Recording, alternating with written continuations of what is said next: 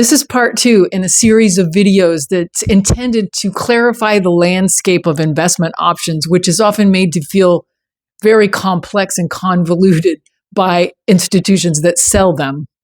In part 1, I mentioned that there are only 2 key investment types that you really need to know about and understand. And once you do, the whole rest of the landscape begins to make sense because you can hang everything on one of those 2 investment types. And in the first video, I talked about equity or ownership as a type of investment. In this part, I'm going to explain how debt can be an investment. Now, most of us have a lot of mental noise about debt, so I need you to take a deep breath. It's not a friendly concept for most people. We're used to being the borrowers. Some experts say you have to live debt-free. Others say you have to learn how to use debt like a wealthy person. Let's put all that noise aside with fresh eyes and take a look at how debt works. When a person takes out a mortgage loan to purchase a home, that's debt. It's a loan you're paying back to the bank over time. We may also incur debt by taking out a loan to purchase a car. When we take out loans like this, we commit to the lenders and sign paperwork that says we'll repay the money that we borrowed over time at a specified interest rate. Most regular people are pretty clear about how that works. But now let's make the switch and look at debt from the other direction. As you learn more about your investing options, you will find that you can also choose to be on the other side of a loan transaction.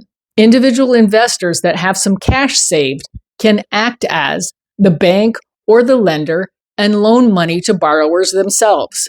Debt investments called bonds, which are sold in the public marketplace, allow individuals with cash to loan money to a government entity, like a treasury bond, to a business, which is a corporate bond, or to an individual. Here's how this works.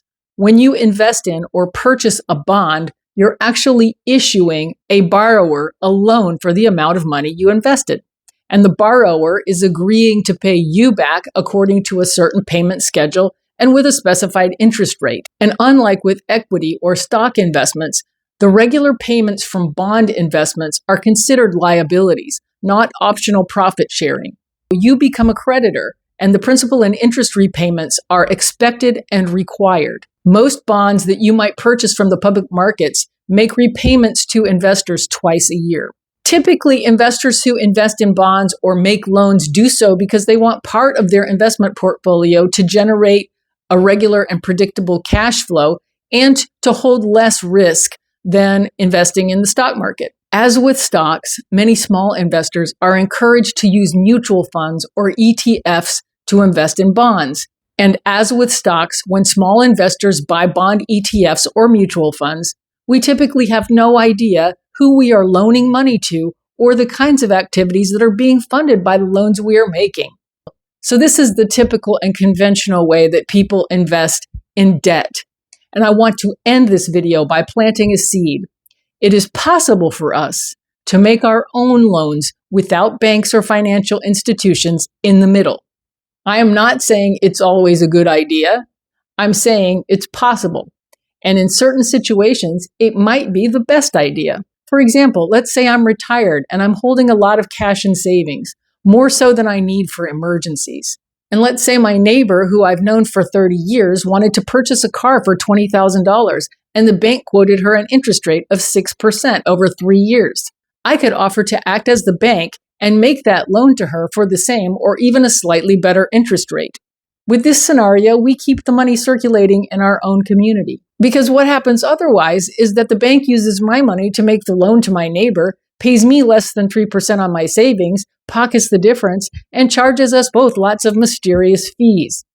So now you know about the 2 main investment types. You're always talking about either equity or debt. When you invest in equity, you own. When you invest in debt, you make a loan. Tomorrow, I'm going to build on this information by introducing another underknown structured organization that enables individuals to invest in their own communities. As always, questions are welcome in the comments. Thanks for being with me.